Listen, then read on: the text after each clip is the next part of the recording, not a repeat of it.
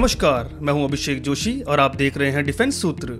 आज हम बात करेंगे 4 बेहद अहम मगर दिलचस्प खबरों पर जो हमारे देश की सुरक्षा और साझेदारियों को एक नए मुकाम पर ले जाने की तैयारी में है।